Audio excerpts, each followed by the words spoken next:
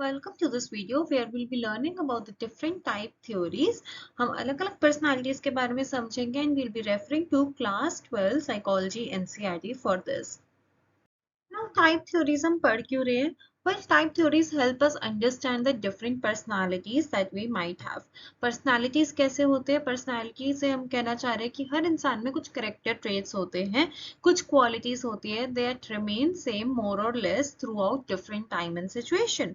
अब उन करेक्टर्स के बेसिस पे, उन पर्सनालिटी ट्रेट्स के बेसिस पे we are dividing, we are using the type theories as a way for dividing people into different categories. Now type theories I feel can be called as an umbrella term, like एक umbrella term है जिसके अंदर अब जब हम theories पढ़ेंगे we'll understand how these theories are helping us broadly divide people on the basis of the major characteristics that we might be able to observe among those individuals. With that, let's learn about the first type theory that was developed by Hippocrates. Now, before we delve deeper, it's important that the basic pattern for understanding all the theories remains same कि हम type पढ़ेंगे, then हम उसके particular characteristics के बारे में पढ़ेंगे and अगर कोई और feature है तो then we'll be focusing upon that. ये भी ध्यान रखना जरूरी है कि जो हमने characteristics यहाँ पर mention किए these can be just few of the many characteristics that the individual may be having. तो हम सिर्फ ये इनको basis नहीं बना सकते personality का. So at least just listen to this video, watch this video with an open mind. So first type that he developed Hippocrates was sanguine based on the dominant bodily fluid blood. तो उन्होंने क्या किया, उन्होंने कहा body में fluids होते हैं, कौन सा फ्लूइड डोमिनेंट है किस बॉडी में उसके बेसिस पे उनके कैरेक्टरिस्टिक्स होंगे. तो जिसमें सैंग्विन होगा, सैंग्विन जो टाइप होगी उनमें डोमिनेंट बॉडीली फ्लूइड कौन सा होगा, ब्लड का. एंड कैरेक्टरिस्टिक्स क्या होंगे, they will be optimistic, social, enthusiastic. Similarly second type can be phlegmatic जिसके अंदर डोमिनेंट बॉडीली फ्लूइड हो जाएगा फ्लेम का एंड कैरेक्टरिस्टिक्स होंगे काम, composed, reliable. Again, these are few of the many characteristics that the individual may be having. यहाँ पर हमने बस कुछ ही examples mention किए. Third is melancholic. Black pile, इसमें डोमिनेंट बॉडीली फ्लूइड होता है एंड मेलंकोलिक वर्ड से ही आपको लग सकता है अंदाजा कि किस तरीके के कैरेक्टरिस्टिक्स होंगे. They can individual can be very thoughtful, introverted, moody, little bit may be might be feeling low as well. Then choleric में yellow bile, dominant body fluid होता है एंड कैरेक्टरिस्टिक्स क्या होता है, they are very assertive, energetic होते हैं, ambitious होते हैं, पैशनेट कह सकते हैं. Now the second type theory that we have with us is Ayurvedic दोषास के बेसिस पे उन्होंने बोला तीन तरह के दोषास होते हैं बॉडी में, वाता, पित्ता, काफा. उनके बेसिस पे कैरेक्टरिस्टिक्स होते हैं एंड अगर इम्बैलेंस होता है तो क्या हमें ऑब्जर्व करने को मिल सकता है, वो भी हमने यहाँ पे मेंशन किया हुआ है. तो basic characteristics within vata we have creativity, liveliness, imaginative skills. अगर इम्बैलेंस होगा तो anxiety, insomnia, restlessness can be observed. उसके बाद दूसरा आता है पित्ता दोष जिसके अंदर आ जाते हैं एम्बिशियस, फोकस्ड, डिटर्मिन्ड. इम्बैलेंस में क्या होगा, इरिटेबल हो सकते हैं, बर्नआउट फील हो सकता है. तीसरा दोष हमारा है काफा जिसके अंदर the individual will be very calm, patient and nurturing. And effect of imbalance can be बहुत ज्यादा खाना खाने का मन, over eating, lethargic attitude and may be emotional attachment में भी कंसर्न्स आ सकते हैं. Now after that we have gunas in Indian philosophy. तो उन्होंने क्या बोला, तीन तरह के गुण होते हैं, सात्विक, राजसिक, तामसिक. गुना, सत्व, रजस, तमस इनको हम कहते हैं और हर एक से जुड़े कुछ कैरेक्टरिस्टिक्स भी हैं. तो जैसे सात्विक, if you can reflect upon the word itself, we do understand what we are trying to refer to. जैसे सात्विक भोजन कहते हैं, सो कैरेक्टरिस्टिक्स किस तरह की होगी, पीसफुल, वाइज, हार्मोनियस. देन राजस वर्ड ही आ रहा है, राजसिक. सो कैरेक्टरिस्टिक्स राजा की हम याद कर सकते हैं कैसी होती है, एम्बिशियस होते हैं, पैशनेट होते हैं, एक्टिव होते हैं, एनर्जेटिक होते हैं. Then tamasic is when the individual might be very lazy, lethargic and dull.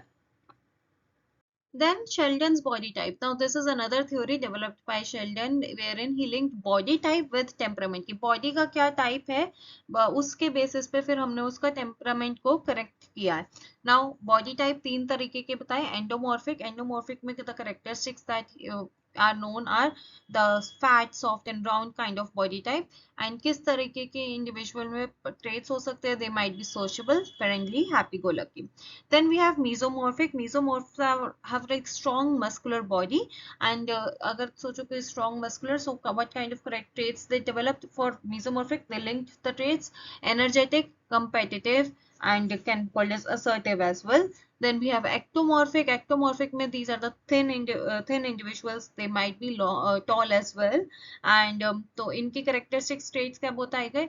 Introverted, creative. They can be very analytical as well.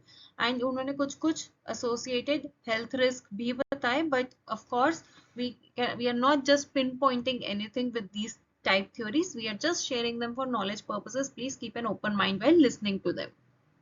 Then we have Jung's type theory, introvert and extrovert type theory. उन्होंने बोला कि introvert होते हैं individuals. Introvert कौन होगा? जिसको अपने आप में रहना पसंद होगा, अपने आप के साथ बैठकर खुशी मिलेगी, रिफ्लेक्टिव होंगे, रिजर्व्ड होंगे, ज्यादा आना जाना नहीं पसंद होगा. एक्सट्रोवर्ट कौन होंगे? They would enjoy going outside. तो उन्होंने बस दो तरीके से लोगों को बांटते हैं, या तो इंट्रोवर्ट होंगे या एक्सट्रोवर्ट होंगे. So this is basically what we have from NCERT Psychology class 12th. इसके बाद फ्रीडनमैन एंड रोजनमैन ने एक type A and type B develop किया, which you might have heard as well. Type A कौन से इंडिविजुअल्स उन्होंने बोले? अगेन इन्होंने बोला करेक्टरिस्टिक्स होते हैं कम्पिटिटिव, इम्पेशेंट, एम्बिशियस. एंड उन्होंने भी इनको फिर कोपिंग मैकेनिज्म और साथ साथ में हेल्थ से भी कनेक्ट किया type A and type B को.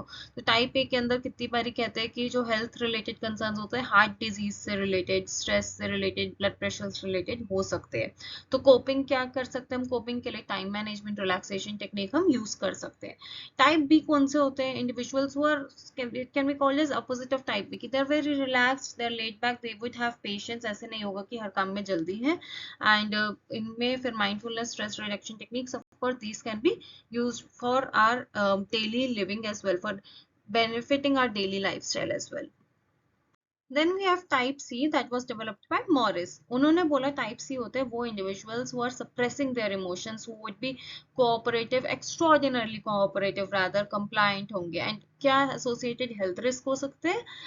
They may be prone to cancer as well. बहुत स्ट्रेस हो सकता है, इमोशनल डिसऑर्डर्स भी हो सकते हैं. Then type D personality. Type D personality में आता है the individuals who might be feeling low, who may be prone to feeling low, so proneness to depression, negative emotions. इसके अंदर कोपिंग स्ट्रेटजीज में हम क्या यूज कर सकते हैं? काउंसलिंग की हेल्प ले सकते हैं. Cognitive behaviour therapy is one such therapeutic approach that can help. The individual support groups can also be helpful. So once again, thank you so much for exploring the personality typologies with us. But please remember that these are just theories, and जो यहाँ पर share किया, it's based on what I have learned so far as I studied psychology through my high school and then bachelor's and master's. So based on my knowledge, what I could gather, I have mentioned over here. But please keep an open mind and refrain from labeling individuals, because these are just theories. So हम इनके basis पे it's important to be mindful of how we are using them. यहाँ पे हम educational purpose से ही कर रहे हैं, उसके लिए भी you feel free to explore more. In case you want us to focus on any specific thing, please feel free to share in the comment section below. Thank you so much.